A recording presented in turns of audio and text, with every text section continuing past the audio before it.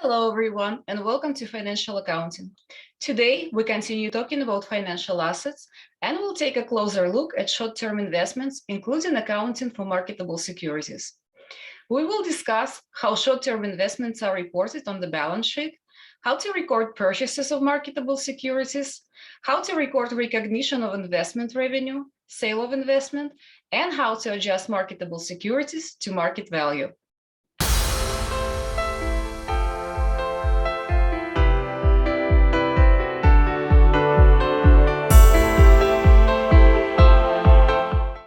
Companies with large amounts of liquid resources usually hold many of these resources in the form of marketable securities rather than cash to maximize revenue.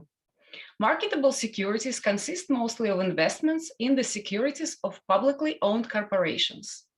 As the name implies, a basic characteristic of marketable securities is that they can be purchased and sold quickly and easily at quoted market prices. Short-term investments are investments in bonds or stock that are readily marketable.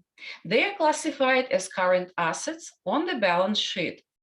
Due to their liquidity, investments in marketable securities are listed immediately after cash in the balance sheet and are most often classified as available for sale. Before we move on to recording transactions, let's revisit the rules of debit and credit. Let's first look at the accounting equation. Assets equal liabilities plus owner's equity. Note that assets are on the opposite side from liabilities and owner's equity.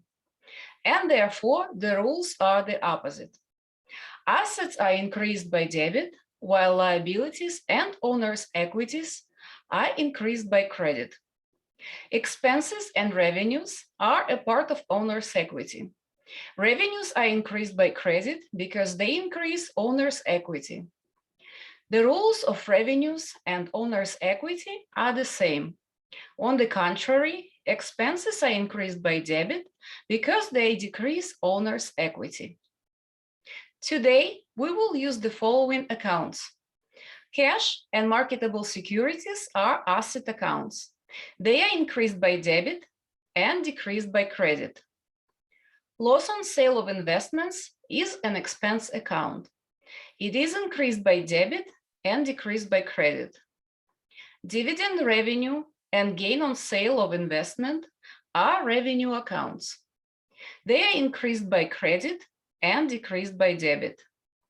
Unrealized holding gain or loss on investments appears as a special owner's equity account in the balance sheet. Unrealized holding gain is increased by credit, same as revenue accounts, and unrealized holding loss is increased by debit, same as expense accounts. Unrealized holding gain increases owner's equity, and unrealized holding loss decreases owner's equity. And now let's look at how purchases of marketable securities are recorded.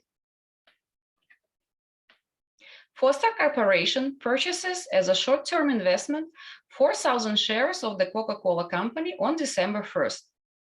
Foster paid $48.98 per share plus a brokerage commission of $80.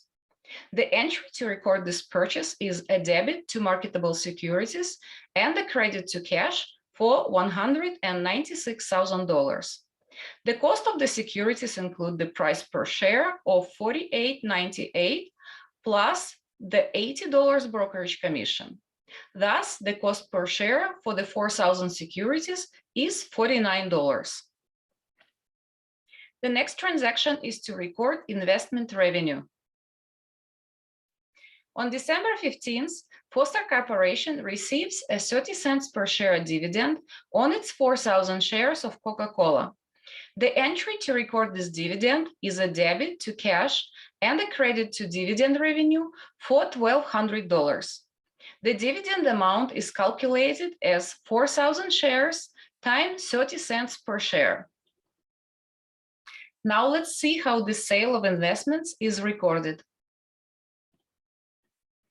On December 18th, Foster Corporation sold 500 shares of its Coca-Cola stock for $50.04 per share, less a $20 brokerage commission. The entry to record the sale includes a debit to cash for $25,000, a credit to marketable securities for $24,500, and a credit to gain on sale of investment for $500. A credit to marketable securities of $24,500 is calculated as 500 times $49, which is a cost basis. A credit to gain on sale of investment of $500 is the difference between the sale proceeds and the cost basis. The gain increases net income and is close to income summary at the end of the period, the same as all revenue accounts. If the cash proceeds amount is less than the cost basis, the investments are sold at a loss. A loss is recorded as a debit to loss on sale of investments. This account reduces net income and is close to income summary at the end of the period, the same as expense accounts. Our last transaction is adjusting marketable securities to market value. Securities classified as available for sale are presented in the balance sheet at their current market value as of the balance sheet date. Therefore, this valuation principle is often called mark-to-market. The adjustment of marketable securities to their current market value requires the use of an account called unrealized holding gain or loss on investments. As I previously mentioned, this account appears as a special stockholders' equity account in the balance sheet. On December 31st, Foster Corporation's remaining shares of Coca-Cola capital stock have a current market value of $47,000. Prior to any adjustment, the company's marketable securities account has a balance of $49,000, which is 1,000 shares times $49 per share. The entry to record the current market value includes a debit to unrealized holding loss on investments and a credit to marketable securities for $2,000. The unrealized loss is the difference between the current market value of $49,000 and the cost basis of the shares of $47,000. The unrealized holding loss on investments account will appear on the balance sheet in the stockholders' equity section as a reduction in equity. An unrealized holding gain on investment would appear in the same section, but as an addition to equity. Before we look at the balance sheet, I need to mention that unrealized holding gains and losses are not subject to income taxes. Income taxes are levied only when realized gains and losses are recognized when investments are sold. Yet, unrealized holding gains and losses are actually reported in the balance sheet, net of expected future income tax effects. The computation of future tax effects is beyond the scope of our introductory discussion. Marketable securities are reported on the balance sheet in the assets section at the market value. Retained earnings has been reduced by $2,000 to reflect the decline in the market value of marketable securities. Let's look at the real-world example, Facebook's 2020 Form 10-K, which is published on their website.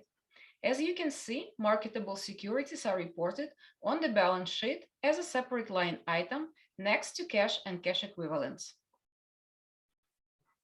Facebook also discloses the details of what is included in marketable securities in the notes to financial statements.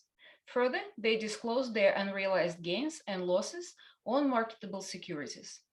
This is a partial disclosure. If you are interested to learn more, you can find additional information on their 10-K form. Thank you for watching this video, and feel free to share it with anyone who might also be interested in learning accounting. In the next video, we will continue talking about financial assets, and we'll take a closer look at accounts receivable. Don't forget to subscribe so you don't miss the next video, and I will see you soon.